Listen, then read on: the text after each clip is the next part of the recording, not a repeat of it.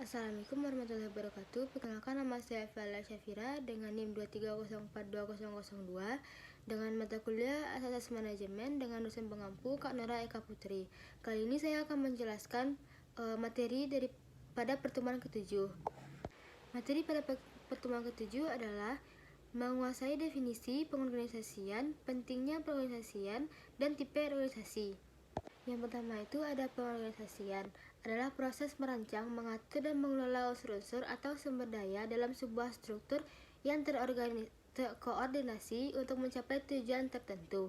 Ini melibatkan pembentukan hierarki, pengaturan tugas, alokasi sumber daya, dan pembuatan keputusan yang memungkinkan sebuah entitas seperti organisasi atau perusahaan untuk beroperasi secara efisien dan efektif. Yang kedua ada pentingnya pengorganisasian. Yang pertama itu ada efisien. Pengorganisasian membantu mengatur sumber daya sehingga digunakan secara efisien, efektif, dan mengurangi pemborosan biaya berlebihan. Yang kedua ada koordinasi. Ini memfasilitasi koordinasi antara berbagai departemen atau unit dalam organisasi dan memungkinkan kinerja sama yang lebih baik. Yang tiga, pencapaian tujuan. Dengan pengorganisasian yang baik, organisasi dapat mencapai tujuan dengan lebih baik dan lebih cepat. Yang keempat ada penentuan tanggung jawab. Ini membantu menetapkan siapa yang bertanggung jawab atas apa, menghindari kebingungan dan konflik. Yang kelima, perbaikan kualitas. Pengorganisasian yang efektif dapat membantu meningkatkan kualitas produk atau layanan yang ditawarkan oleh organisasi. Yang keenam, fleksibilitas. Pengorganisasian yang tepat memungkinkan organisasi untuk menyesuaikan diri dengan perubahan lingkungan atau pasar dengan lebih baik. Yang ketiga itu ada tipe organisasi. Yang pertama, organisasi fungsional.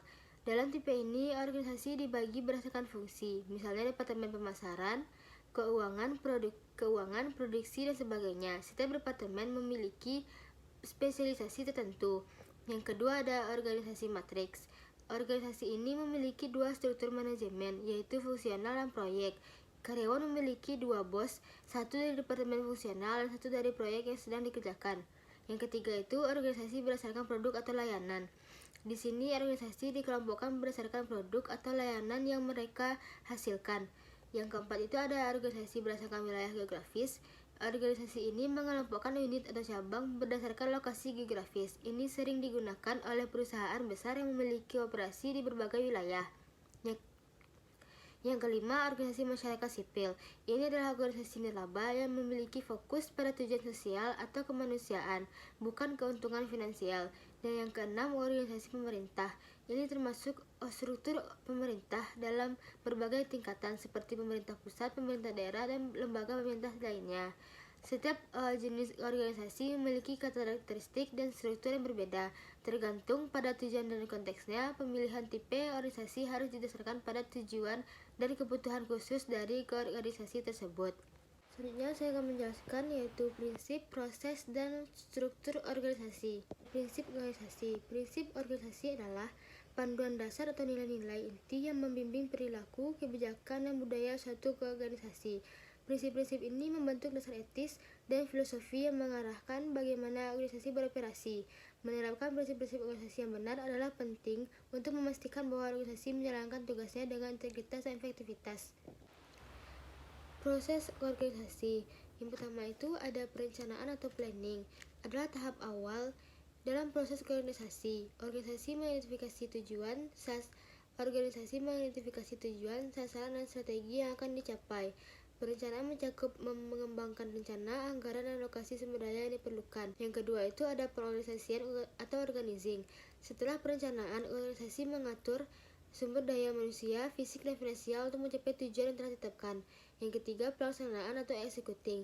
Pelaksanaan melibatkan pelaksanaan rencana yang telah dikembangkan dalam tahap perencanaan. Yang keempat, ada pengawasan atau monitoring. Pengawasan adalah tahap di mana organisasi memantau dan mengevaluasi kinerja untuk memastikan bahwa kegiatan berjalan sesuai dengan rencana. Yang kelima itu ada evaluasi. Evaluasi melibatkan analisis hasil dari pelaksanaan kegiatan organisasi, mengevaluasikan sejauh mana tujuan telah tercapai dan apakah ada perbaikan yang perlu dilakukan. Yang keenam itu perbaikan berkelanjutan.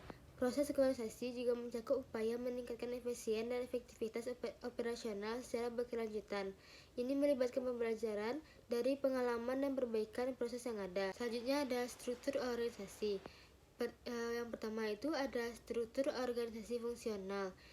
Yang kedua ada struktur organisasi berdasarkan produk. Yang ketiga ada struktur organisasi berdasarkan proyek. Yang keempat itu adalah struktur matriks. Yang kelima struktur berdasarkan geografi. Yang keenam struktur berdasarkan pelanggan. Sekian presentasi dari saya. Itulah materi pada pertemuan ke-7. Apabila ada salah mohon dimaafkan. Wabillahi taufiq hidayah. Wassalamualaikum warahmatullahi wabarakatuh.